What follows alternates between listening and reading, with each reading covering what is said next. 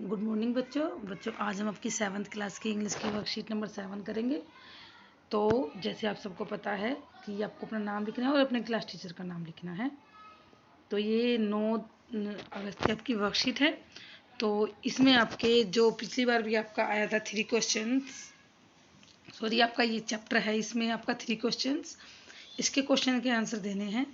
जो आपकी पहली वर्कशीट में भी आया था उसने राजा को 3 क्वेश्चन चाहिए थे कि कौन सा टाइम हो जो परफेक्ट टाइम हो किसी काम को करने का, और कौन सी वो चीज़ें हैं, कौन से वो पर्सन है जो उस काम को ठीक कर सकते हैं। 3 क्वेश्चन थे इस तरह से। तो पढ़ते हैं वो 3 question were asked the king. वो 3 क्वेश्चन लिखने हैं आपको जो राजा ने पूछे थे।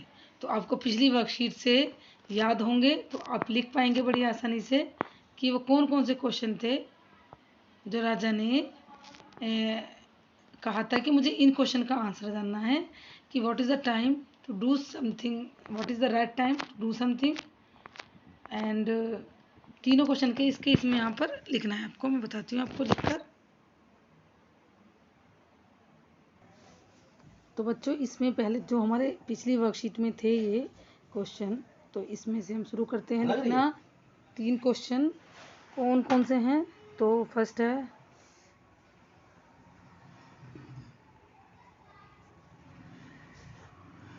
देखिए,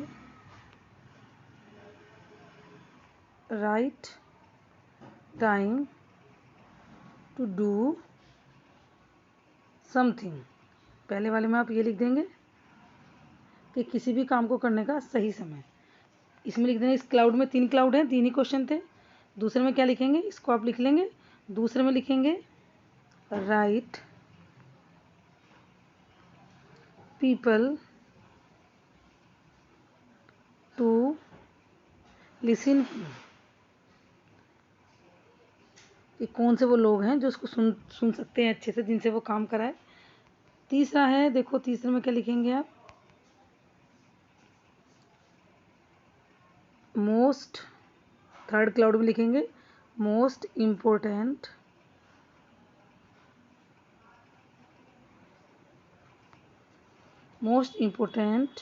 थिंग टू डू। कौन सी वो काम है जो उसे वो करना चाहिए, जिसे वो करने में कभी भी फेल ना हो। तो ये 3 क्वेश्चन थे उसके जो हमारी पिछली वर्कशीट में है। अगर बच्चों अपने ध्यान से पढ़ी होगी तो आप इसको बड़ी आसानी से कर पाओगे।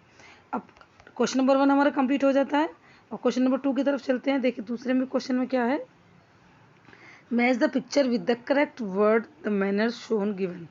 आपको पहली पिक्चर देखो मैच हो रखी है, राजा है, किंग, और हर्मिट। हर्मिट कौन है, हर्मिट है ये। नेक्स्ट है विजार्ड बोलते हैं इसको, या बोलते हैं मजिशियन, तो मजिशियन है ये। तो हमारे पिक्चर ये हमारी हो गई है। अभी नेक्स्ट देखेंगे क्वेश्चन नंबर 3 जो है हमारा, इसमें है choose the correct answer the right and the column below. सही आंसर चूज करके आपको कॉलम में लिखना है। Question and asked by the king, जो क्वेश्चन थे जो राजा ने पूछे। क्वेश्चन नंबर 1 था व्हाट और who was the right time for every action. Answer given by other learn wise man. दूसरे लोगों ने क्या आंसर दिया, सबके अलग अलग आंसर थे। तो बच्चों इसमें हमारे क्वेश्चन के देखो ये 3 क्वेश्चन है इसमें, ये 1 2 1 2 3 क्वेश्चन है, लेकिन इसके ऑप्शन भी आगे दिए हुए हैं। तो कुछ देखो उसने पूछा सबसे सही समय कौन सा होता है, तो कुछ लोगों ने बोला इस वाले को, आपको इस लाइन को उठाकर यहाँ ये वाली यहाँ पे लिखनी है कि आपको टाइम टेबल बनाना चाहिए, उसका स्ट्रिक्टली फॉलो करना चाहिए, है ना। ये किसी मैजिशियन ने बताया हमें। दूसरा है who were the most important people, तो डॉक्टर्स, प्रीस्ट, काउंसलर, सोल्जर्स ने बोला ये देखो ये मतलब ये इंपॉर्टेंट है। कौन से लोग इंपॉर्टेंट है, तो कुछ लोगों ने बोला वाइज लर्न थे कि ये वाले लोग इंपॉर्टेंट है राजा के लिए, इसमें तो लिख ही रखा है।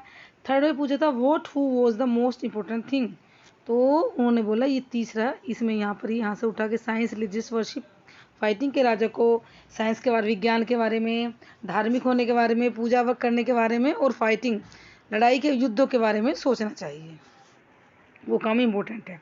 अब क्वेश्चन नंबर 4 आता है, what were the answer given by the hermit. Hermit ने आंसर क्या दिया? The right time to do something is now. किसी भी काम को करने का सही समय क्या है? वो है अब। दूसरा है the most important person is. कौन सा इंपॉर्टेंट पर्सन है?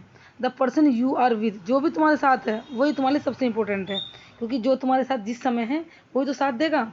अब बेशक आप राजा हैं, लेकिन आपके पास कोई भी नहीं है, मतलब आपका वजीर नहीं है, आपका सेनापति नहीं है, और आपके साथ एक कॉमन सा इंसान है, तो आपके वही तो सहायता करेगा।